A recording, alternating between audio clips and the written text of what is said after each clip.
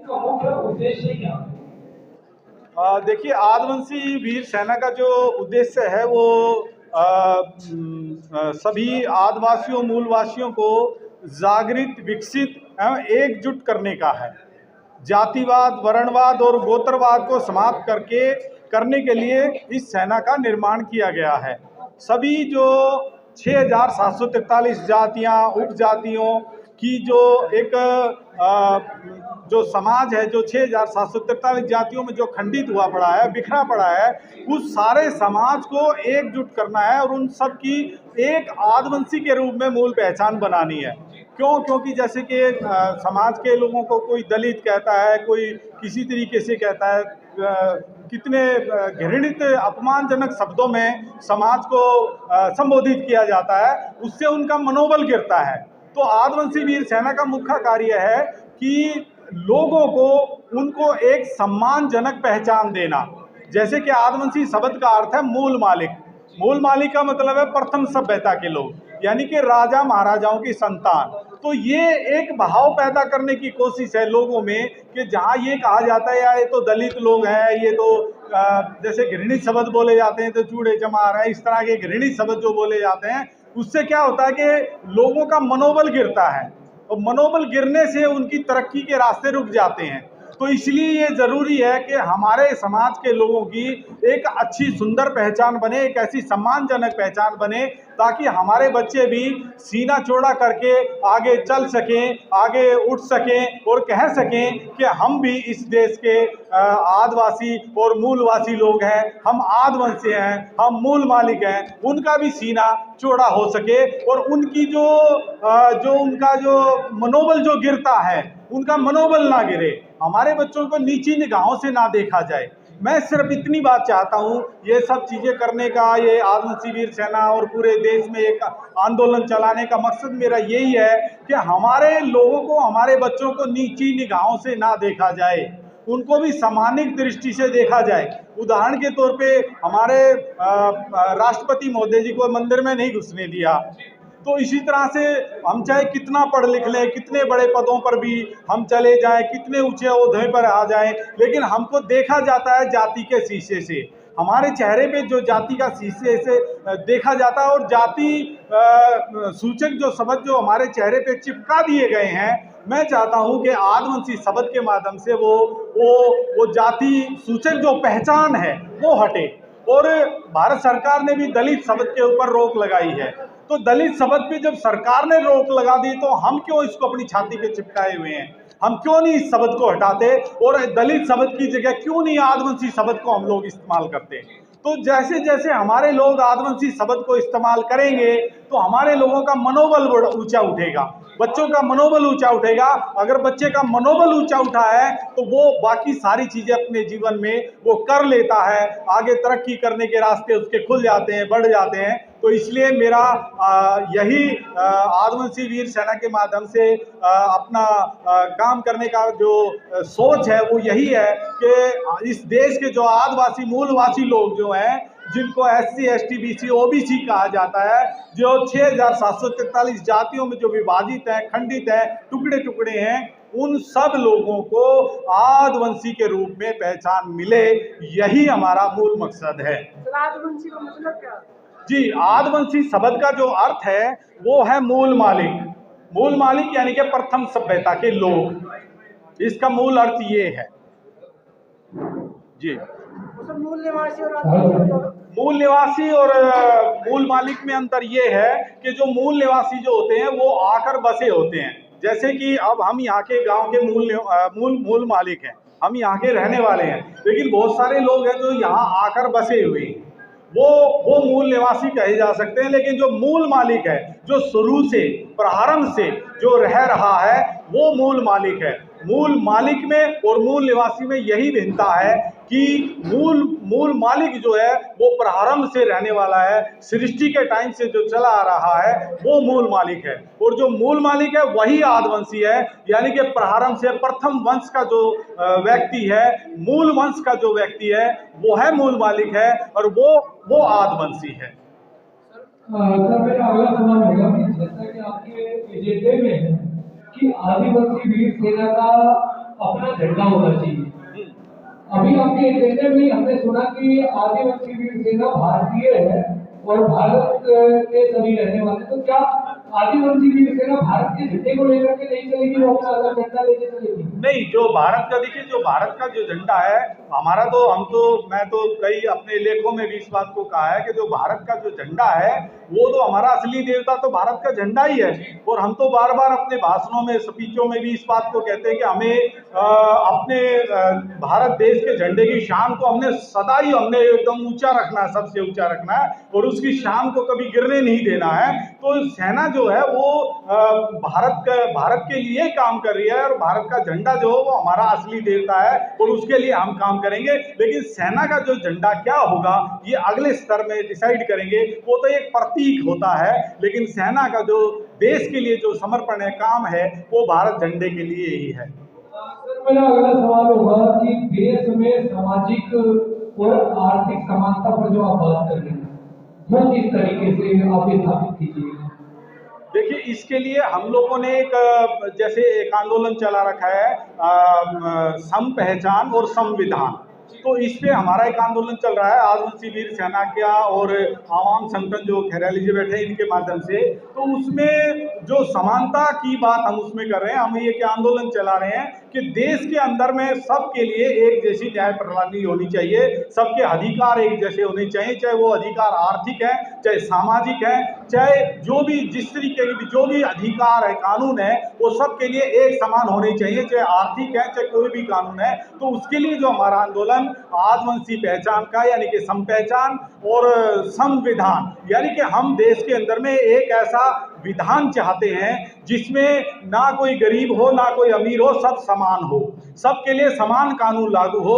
उसके लिए हम लोग प्रयासरत हैं और उसके लिए एक रैली भी जो है पूरे देश के अंदर में चल रही है जो संविधान और सम पहचान को लेकर है।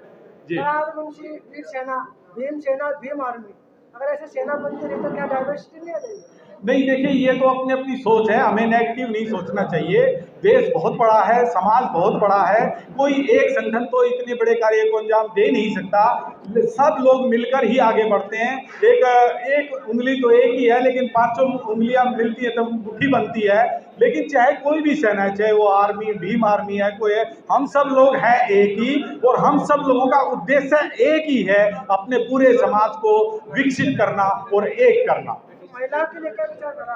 देखिए, महिलाओं के लिए विचारधारा ये है, हम तो इसमें ये कहते हैं कि आज धर्म की है यह पुकार, नारी का भी करो सत्कार। तो नारी का जो है सम्मान आज धर्म के अंदर में आदिवासी वीर सेना में सबसे ऊंचा माना गया है और सबसे आगे हम नारी को लेकर चलते हैं। जैसे कि उदाहरण के तौर पे हमारे बीच में जो भी महिलाएं हैं उन सब के नाम के साथ शक्ति शब्द लगाया गया है। वो शक्ति शब्द इसलिए लगाया गया ताकि नारी का सम्मान ऊंचा उठे और हम इस चीज को महसूस करें कि नारी जो है वो शक्ति रूपा है, वो किसी से कमतर नहीं है। स्त्री और पुरुष का जो सम्मान है वो इस नारी का सम्मान जो है ना पुरुष से कम नहीं है, सब समानांतर है, बराबर है। और यही संदेश हम दे रहे हैं। जैसे शादी के जो फेरे वगैरह भी होते हैं उसमें नारी को हम आगे रखते हैं। मैं कई हजार लोगों के फेरे करवा चुका हूं, उसमें नारी को आगे रखा जाता है। सातों ही फेरों के अंदर में क्यों रखा जाता है? क्योंकि नारी को सम्मान दिया गया है, ये आप धर्म की ओर से। जी, के माध्यम से आप पूरे भारत में काम कर रहे हैं, जातिवाद और बेरोजगारी पर कैसे रोक लगाएं? देखिए, जो जातिवाद और बेरोजगारी दोनों आपस में एक दूसरे के मैं तो ये समझता हूँ कि पर्यायवाची ही हैं ये। क्योंकि जो जातिवाद है वो उसका काम तोड़ने का है, उसका काम संगठित करने का नहीं है, तोड़ने का है। तो जो तोड़ने की राजनीति आती है तो वहाँ पे तो बेरोजगारी फैलती ही फैलती है। तो दोनों आपस में एक दूसरे के पर्यायवाची हैं। लेकिन जातिवाद को समाप्त करना बहुत अनिवार्य है, जरूरी है। और जातिवाद जो समाप्त होगा वो तभी होगा जब हम सब लोगों की एक पहचान होगी। क्योंकि जातिवाद का जो मुख्य काम है वो काटना है, तोड़ना है।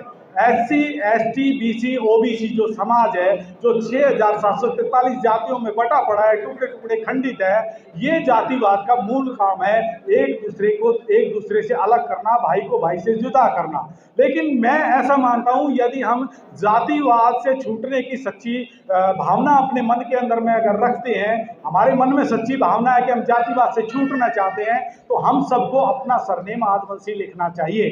अब हमारे समाज के अंदर में 6,743 जातियां हैं, और उसकी भी कम से कम एक की भी अगर 10 उपजातियां लगाएं तो लाखों उपजातियां हो जाती हैं, और फिर लाखों जो है वो हजारों उपजातियां हो जाती हैं, और लाखों गोत्र हो जाते हैं। समाज कितने टुकड़ों में बटा पड़ा है। तो हरेक की अलग अलग पहचान है, हरेक की सोच अलग है, हरेक की परंपराएं अलग है, हरेक की रीति रिवाज अलग है। इस तरह से समाज को खंडित किया गया है।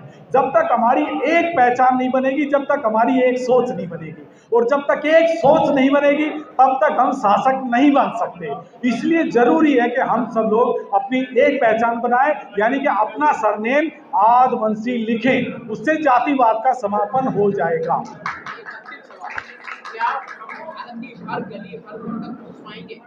जी बिल्कुल। कहते हैं कि मौत का बेरहम इतिहास बदल सकते हो, पाप का पुण्य में विश्वास बदल सकते हो, अपनी बाहों पर यदि भरोसा कर लो, यह धरती है तुम आकाश बदल सकते हो।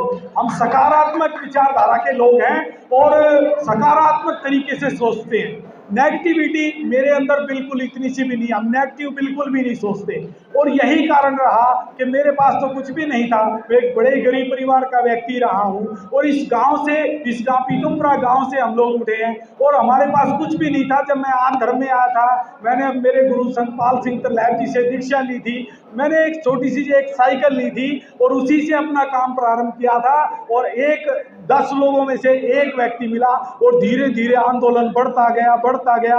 आज ये पूरे इंटरनेशनल लेवल पर हमारा आंदोलन आज बना हुआ है। तो मैं सकारात्मक व्यक्ति हूं, और मैं ये मानता हूं कि हम जिस तरीके से चल रहे हैं, एक न एक दिन हम अपने उद्देश्य में कामयाब जरूर होंगे।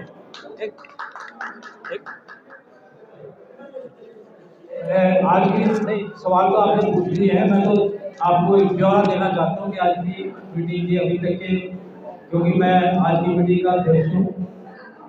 अभी 2 मुख्य निर्णय लिए गए हैं अभी तक के सेशन में, जो 4 मून सेशन था हमारा।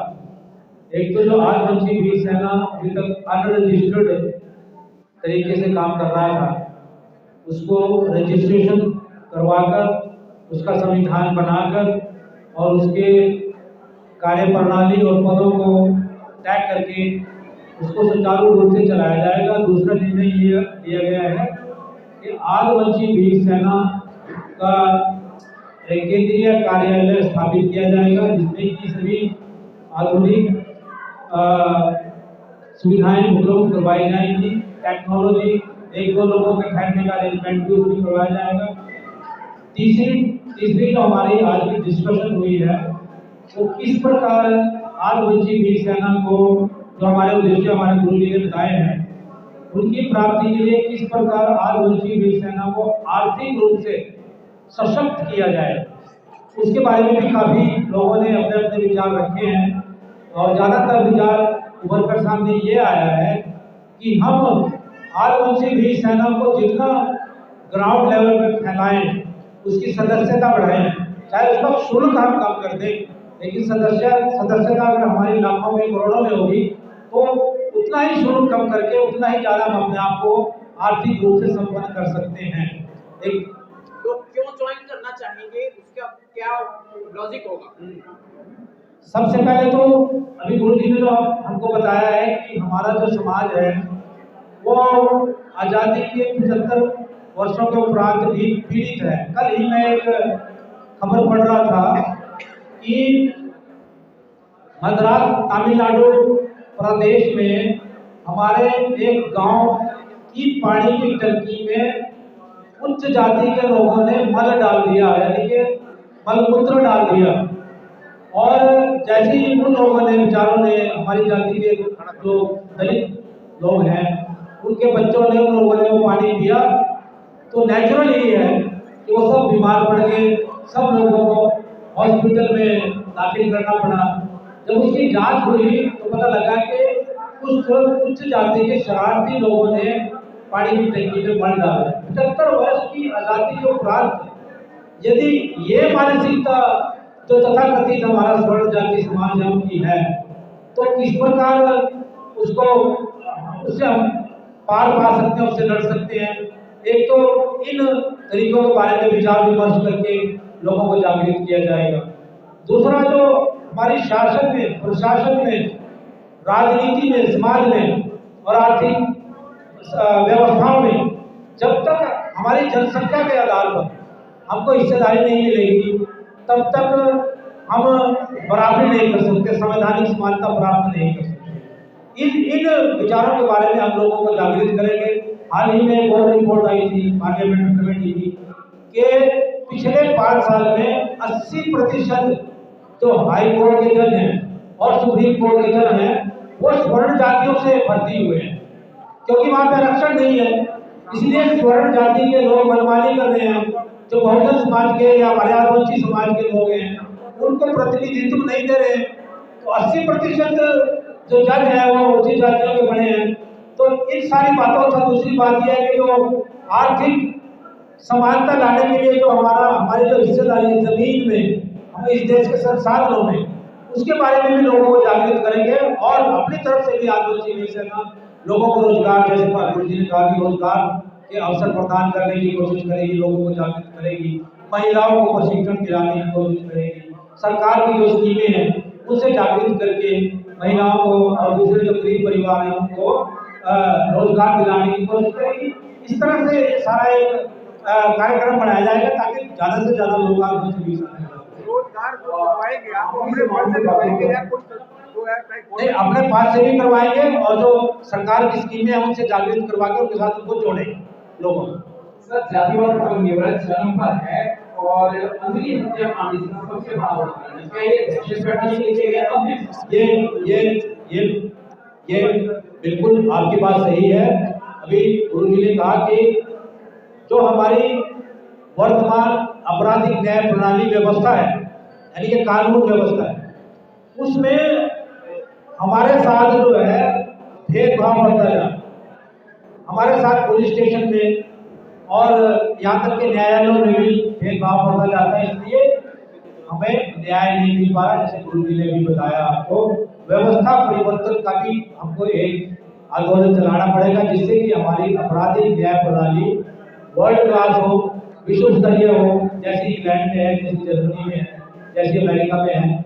अभी हाल ही में आपने परसों की खबर थी कि ऋषि सुनक जो भारतीय मूल के पहले प्रधानमंत्री हुए इंग्लैंड के, उन्होंने बैटरी लगाई हुई थी अपनी जब वो जा रहे थे वहीं पे अपनी गाड़ी में, तो पुलिस कांस्टेबल ने रोक के वहाँ के प्रधानमंत्री का चलान कर दिया बेल्ट ना लगाने के। क्या ऐसी व्यवस्था हम इस देश में स्थापित कर सकते हैं?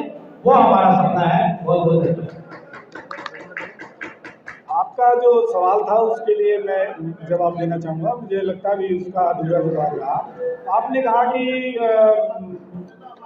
हम आदिवासी वीर सेना को ज्वाइन क्यों करें, आपका यही सवाल था। देखिए, दुनिया भर की जो सुख सुविधाएं हैं, बहुत सारे संगठन हैं लोगों के लिए काम कर रहे हैं, लेकिन आदिवासी सेना जो वीर सेना जो वो एकदम से डिफरेंस अलग काम कर रही है। हम लोगों को ज्वाइन इसलिए करें क्योंकि हम इस टुकड़ों में बटे हुए समाज को एक पहचान दे रहे हैं, और वो जो पहचान दे रहे हैं वो एक सम्मानजनक पहचान है। इसलिए हमें ज्वाइन करना चाहिए आदिवासी वीर सेना। वही सत्ता की सीढ़ी भी है, और वही सत्ता की सीढ़ी है।